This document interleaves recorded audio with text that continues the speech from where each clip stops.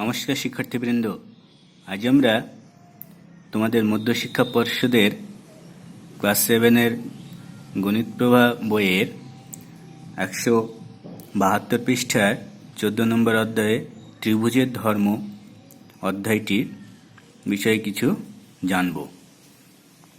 ত্রিভুজের ধর্ম আলোচনা করতে গিয়ে বলি যে আমরা জানি একটি ত্রিভুজের বিভিন্ন অংশগুলো তিনটি শীর্ষবিন্দু, এখানে যেমন এ বি সি তিনটি শীর্ষবিন্দু এবং তিনটি বাহু এ বি, বি সি এবং এ সি, এবং তিনটি কোণ হচ্ছে এ বি সি কোণ, এই কোণটি একটা এ বি সি, তারপরে বি সি এ এই কোণটি এবং বি এ সি এই কোণটি।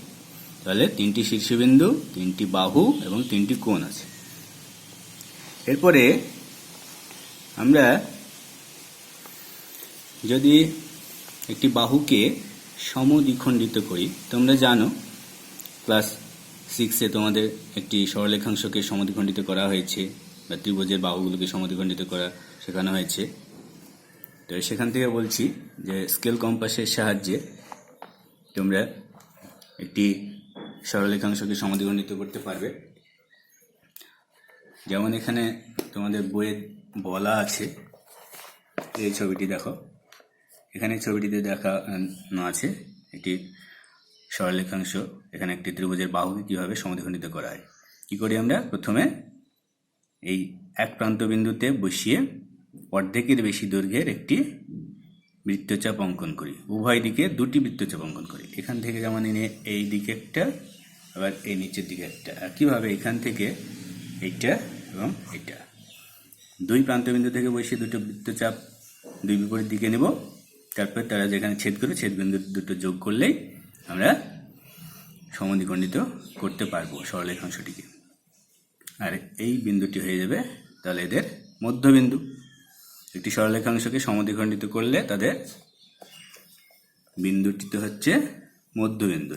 এরূপ এখানে আমরা ধরে নিই এই বিসি বাহুর মধ্যবিন্দু হচ্ছে ডি,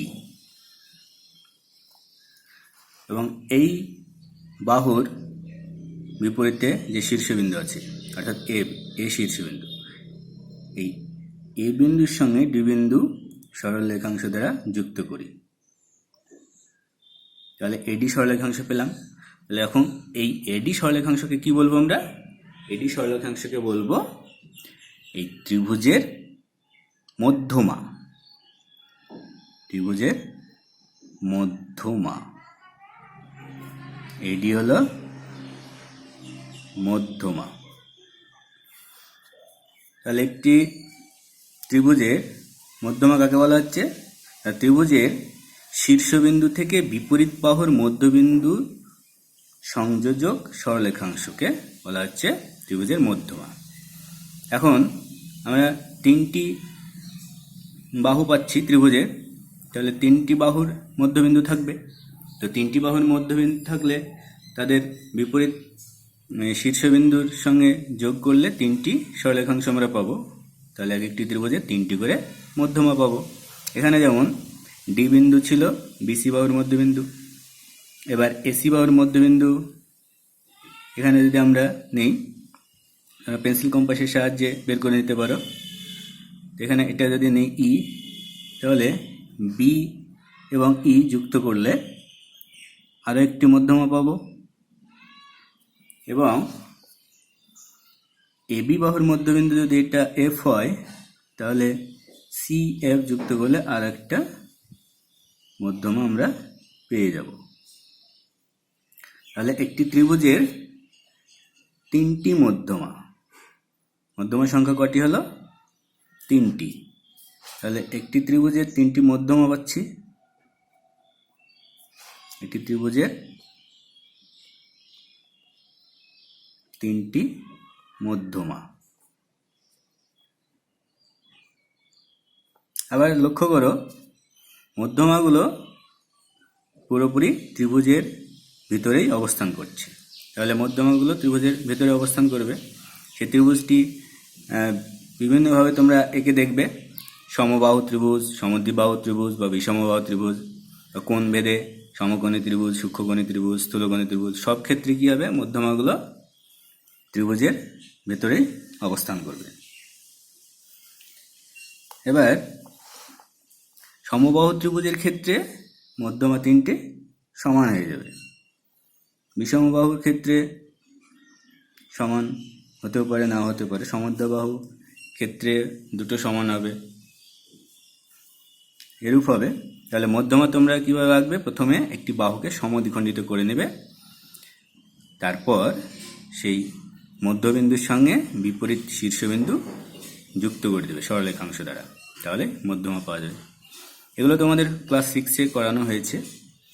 তাহলে এখান থেকে আমরা জানলাম যে একটি ত্রিভুজের তিনটি মধ্যমা পাওয়া যায়। এরপর দেখব একটি ত্রিভুজের, ধরো একটি ত্রিভুজ নিলাম এরকম এবিসি ত্রিভুজ।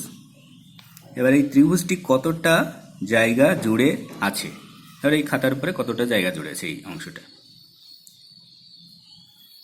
অর্থাৎ এর ক্ষেত্রফল কতটা জায়গা জুড়ে আছে, মানে এর ক্ষেত্রফল বের করতে হবে।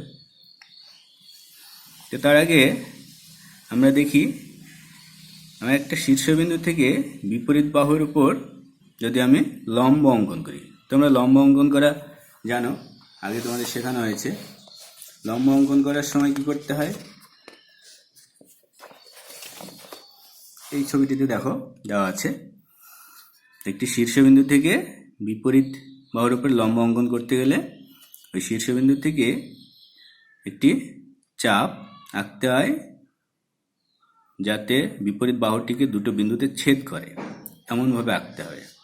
অর্থাৎ চাপের দৈর্ঘ্যটাই বাহুকে পেরিয়ে যাবে এমন একটি বিন্দু নিয়ে এইরকম ব্যাসার্ধ নিয়ে আঁকতে হবে যাতে দুটো বিন্দুতে ছেদ করে।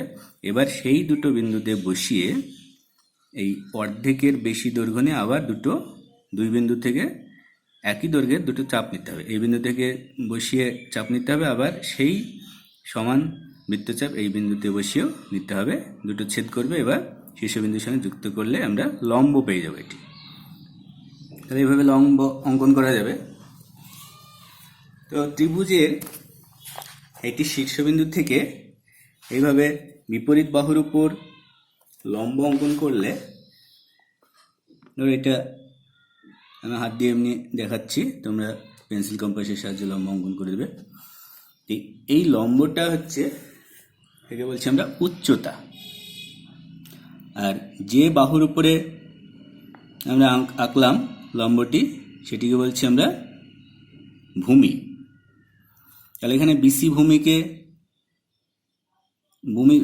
বাহুকে ভূমি ধরে আমরা এই শীর্ষবিন্দু থেকে লম্ব অঙ্কন করলাম এডি। এই এডির দৈর্ঘ্যকে আমরা বলছি এই ত্রিভুজের উচ্চতা। এখানে উচ্চতা হচ্ছে এডি।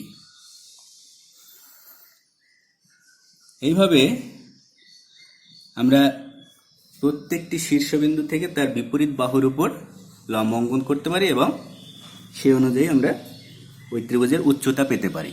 তাহলে একটি ত্রিভুজের তিনটি শীর্ষবিন্দু, তিনটে বিপরীত বাহুর উপর লম্ব অঙ্কন করা যাবে, তাহলে তিনটি উচ্চতা পাওয়া যাবে। একটি ত্রিভুজের তিনটি উচ্চতা পাওয়া যাবে, যেমন এই বাহু থেকে এই শীর্ষবিন্দু থেকে এই বাহুর উপরে একটি লম্ব অঙ্কন করা গেল, আবার এই বিন্দু থেকে এই বাহুর উপর লম্ব অঙ্কন করা যেতে পারে এসি বাহুর উপর, তাহলে এটি একটু উচ্চতা হবে। আবার এই সি বিন্দু থেকে এবি বাহুর উপর একটি লম্ব অঙ্কন করা যেতে পারে, তাহলে সিএফ আরও একটি উচ্চতা হবে। এক্ষেত্রে উচ্চতাগুলো কেমন হবে না, তো বাহুর উপরে নির্ভর করে। যদি আমি বিসিকে ভূমি করছি তাহলে এডি লম্ব হচ্ছে, যদি আমি এসিকে ভূমি করে তাহলে বিই লম্ব হচ্ছে, এবং এবিকে ভূমি ধরলে সিএফ লম্ব হচ্ছে। অর্থাৎ বিপরীত শীর্ষবিন্দু থেকে বিপরীত বাহুর উপর লম্ব অঙ্কন করছি, আর যে বাহুর উপর লম্ব অঙ্কন করছি সেটিকে আমরা ভূমি ধরছি। এভাবে তিনটি উচ্চতা হচ্ছে। তাহলে এটি ত্রিভুজের তিনটি উচ্চতাও পাওয়া যাবে। তোমরা বিভিন্ন ত্রিভুজ এঁকে দেখতে পারো, যেমন যদি সূক্ষ্মকোণী ত্রিভুজ একটি দেখানো হলো, যদি আমরা সমকোণী ত্রিভুজের ক্ষেত্রে বলি, সমকোণী ত্রিভুজের ক্ষেত্রে এরূপ হবে। এখানে বি বিন্দুতে এই কোণটি 90 ডিগ্রি হচ্ছে, তাহলে আলাদাভাবে আর লম্ব অঙ্কন করার দরকার হচ্ছে না। এখানে এ বিন্দু থেকে বিসি বাহুর উপরে লম্ব এবি হচ্ছে, তাহলে এবি এখানে উচ্চতা হয়ে যাচ্ছে। আবার যদি এবিকে ভূমি ধরে তাহলে বিসি হয়ে যাচ্ছে এর লম্ব।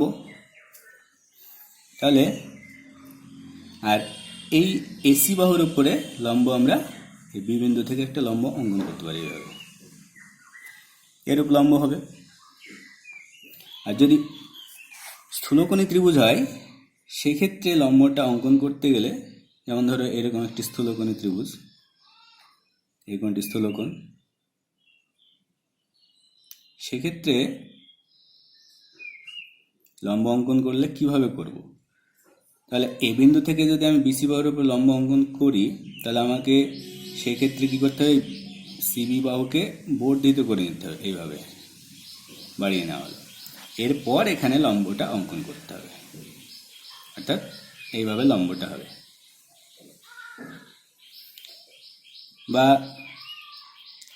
যদি বি বিন্দু থেকে এসি বাহুর উপর, এটি তো সরাসরি পেয়ে যাব, বাহুর উপরে লম্ব অঙ্কন করা যাবে।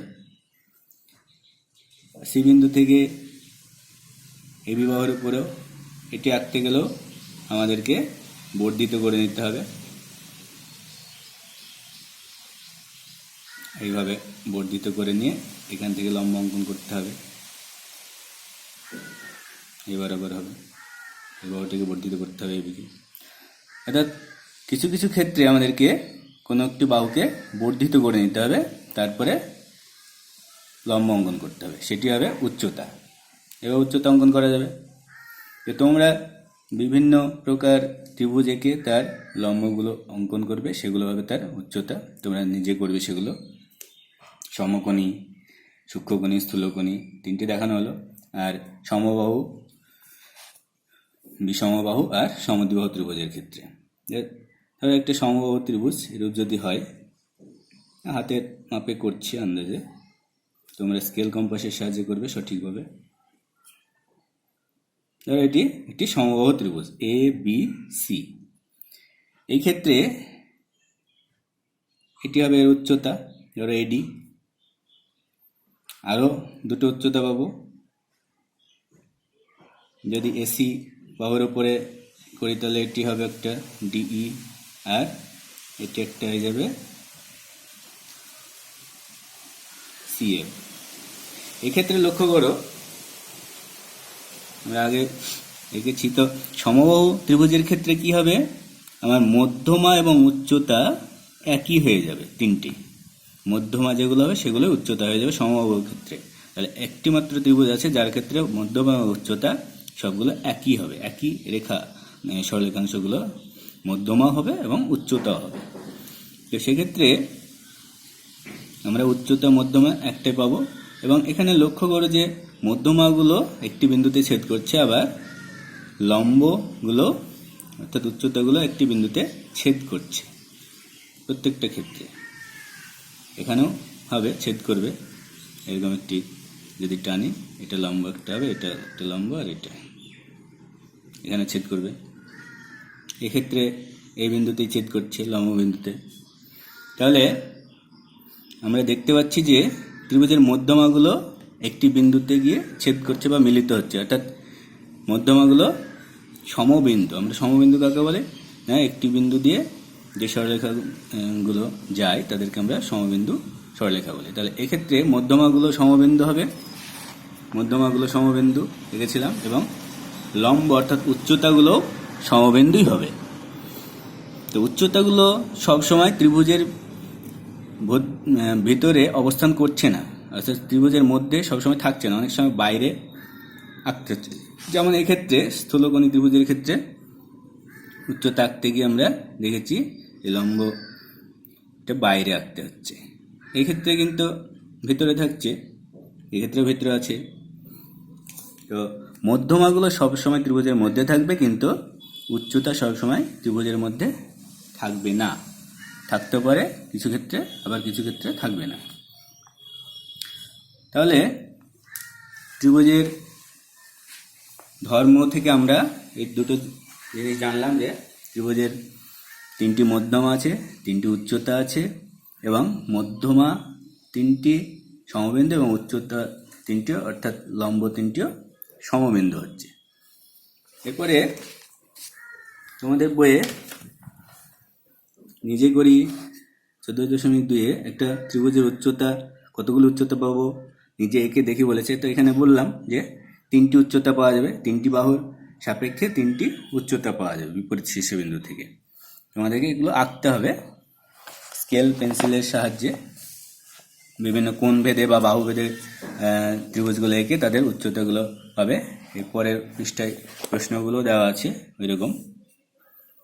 এখানে একটা বলা আছে কোন ত্রিভুজের উচ্চতা সেই ত্রিভুজের একটি বাহু হবে। তো এখানে আমরা সমকোণী ত্রিভুজের ক্ষেত্রে দেখেছি, এই যে সমকোণী ত্রিভুজের ক্ষেত্রে তার উচ্চতা একটি বাহু হয়ে যাচ্ছে। বিসি বাহুর সাপেক্ষে উচ্চতা এবি পাচ্ছি আমরা, এবি একটি বাহু, বা এবি বাহুর সাপেক্ষে বিসি উচ্চতা হয়ে যাচ্ছে। তাহলে সমকোণী ত্রিভুজের ক্ষেত্রে তার একটি বাহু উচ্চতা হবে। আবার নিচের প্রশ্নটা দেওয়া আছে যে কোন ত্রিভুজের একটি উচ্চতা ও মধ্যমা একই সরলরেখাংশ পাবো। আমরা সমবাহু ত্রিভুজের ক্ষেত্রে বললাম, সমবাহু ত্রিভুজের ক্ষেত্রে উচ্চতা এবং মধ্যমা একই হবে।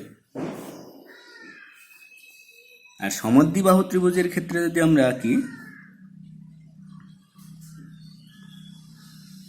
সমদ্বিবাহু ত্রিভুজের ক্ষেত্রে যদি সমান বাহুদ্বয় ছাড়া অপর যে বাহুটা থাকছে তার সাপেক্ষে সেটাকে ভূমি ধরে যদি আমরা উচ্চতা নিই, তাহলে এই মধ্যমাটি হয়ে যাবে তার উচ্চতা। অপর ক্ষেত্রে কিন্তু হবে না, কিন্তু একটি উচ্চতা এবং মধ্যমা সমান হবে, বাকি দুটো হবে না, 3টি করে যেহেতু উচ্চতা হয়। এরপরে তোমাদের বলছিলাম যে ক্ষেত্রফল নির্ণয় করতে হবে। একটা ত্রিভুজের ক্ষেত্রফল কীভাবে নির্ণয় করব। এখানে দেখো তোমাদের বইয়ে দেওয়া আছে দুটো ত্রিভুজ পি কিউ আর আর পি এস আর। ত্রিভুজ দুটো সমান, তাদেরকে উল্টিয়ে যোগ করলে একটা আয়তক্ষেত্র তৈরি হচ্ছে। তোমরা দেখতে পাচ্ছ এটি একটি আয়তক্ষেত্র, পি কিউ আর এস একটি আয়তক্ষেত্র। এই কর্ণটা তাদেরকে দুটো সমান ত্রিভুজে ভাগ করেছে এবং ত্রিভুজ দুটো সমান। এক্ষেত্রে যদি পি কিউ এবং কিউ আর এর দৈর্ঘ্যগুলো আমাদের জানা থাকে, এখানে যেমন বইয়ে দেওয়া আছে তোমাদের পি কিউ এর দৈর্ঘ্য মনে হচ্ছে এখানে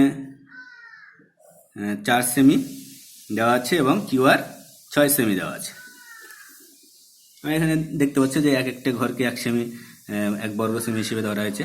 তাহলে এখানে 1 2 3 4, এবার এদিকে আছে 1 2 3 4 5 6, তাহলে এবার আবার 4 সেমি এবং এবার আবার 6 সেমি। তাহলে এই ত্রিভুজটা যদি নিই পি কিউ আর, এক্ষেত্রে সমকোণী ত্রিভুজ হচ্ছে, এর পি কিউটা উচ্চতা এবং কিউ আরটা হচ্ছে ভূমি, তাহলে এটা 4 এবং 6। একইভাবে এক্ষেত্রেও তাই, আর এস 4 আর পি এস 6। তো এটা একটা আয়তক্ষেত্র। আমরা জানি আয়তক্ষেত্রের ক্ষেত্রফল দৈর্ঘ্য ইন্টু প্রস্থ, তাহলে এক্ষেত্রে দৈর্ঘ্য ইন্টু প্রস্থ হয়ে যাচ্ছে, অর্থাৎ 6 × 4 24 বর্গ সেন্টিমিটার। এবার এক একটা ত্রিভুজ তার অর্ধেক, তার মানে হাফ ইন্টু 4 × 6, মানে 12 হয়ে যাচ্ছে। অর্থাৎ এখানে দেখতে পাচ্ছি এক একটা ত্রিভুজের ক্ষেত্রফল কি হচ্ছে এই আয়তক্ষেত্রের অর্ধেক। আর এখানে এই ভূমি এবং এটি উচ্চতা ধরলে আমরা পেয়ে যাচ্ছি কেমন, হাফ ইন্টু ভূমি ইন্টু উচ্চতা। তাহলে একটি ত্রিভুজের ক্ষেত্রফল পেয়ে যাচ্ছি হাফ ইন্টু ভূমি ইন্টু উচ্চতা। এটি হচ্ছে যে কোনো ত্রিভুজের ক্ষেত্রফল নির্ণয়ের সূত্র। তোমাদের এখানে দেওয়া আছে, এই সূত্র প্রয়োগ করে যে কোনো ত্রিভুজের ক্ষেত্রফল নির্ণয় করা যাবে। তাহলে ত্রিভুজের ক্ষেত্রফল কি পেলাম, ত্রিভুজের ক্ষেত্রফল সমান হাফ ইন্টু ভূমি ইন্টু উচ্চতা। তোমাদের জ্যামিতি বক্সে দুটো সেট স্কোয়ার থাকে, তোমাদের দুজনের অর্থাৎ দুই বন্ধুর একই রকম দুটো সেট স্কোয়ার নিয়ে তোমরা যদি এভাবে উল্টিয়ে যোগ করো, তাহলে তোমরা এরকম একটি আয়তক্ষেত্র পাবে। তাহলে দুটি সমান ত্রিভুজ তাদের সমষ্টি হয়ে যাচ্ছে একটা আয়তক্ষেত্র, তাহলে তাদের অর্ধেক এক একটা ত্রিভুজের ক্ষেত্রফল হবে। এখান থেকে বুঝতে পারবে একটি ত্রিভুজের ক্ষেত্রফল হচ্ছে হাফ ইন্টু ভূমি ইন্টু উচ্চতা। এখানে তোমাদের কোষে দেখি 177 পৃষ্ঠায় কিছু প্রশ্ন আছে। দেখো, একটি ত্রিভুজের কতগুলি মধ্যমা পাবো? আমরা আগে বলেছি যে একটি ত্রিভুজের 3টি মধ্যমা পাবো। একটি ত্রিভুজের মধ্যমাগুলি কয়টি বিন্দুতে ছেদ করে? একটি ত্রিভুজের মধ্যমাগুলি একটি বিন্দুতে ছেদ করে। তোমাদের দেখিয়েছি যে মধ্যমাগুলি একটি বিন্দুতে ছেদ করছে। তারপরে প্রশ্নটি আছে, একটি ত্রিভুজে কতগুলি উচ্চতা পাবো? তোমাদের বলেছি যে একটি ত্রিভুজে 3টি উচ্চতা পাওয়া যাবে। যেমন 3টি মধ্যমা পাওয়া যায়, 3টি উচ্চতা পাওয়া যাবে। আর একটি ত্রিভুজের উচ্চতাগুলি কয়টি বিন্দুতে ছেদ করে? একই রকম, যে একটি ত্রিভুজের উচ্চতাগুলি একটি বিন্দুতে ছেদ করছে। এখানেও যেমন একটি বিন্দুতে ছেদ করছে, অর্থাৎ তারা সমবিন্দু বলে দিয়েছি। কোন ত্রিভুজের প্রতিটি উচ্চতা ও মধ্যমা একই? এই যে বলে দিলাম যে সমবাহু ত্রিভুজের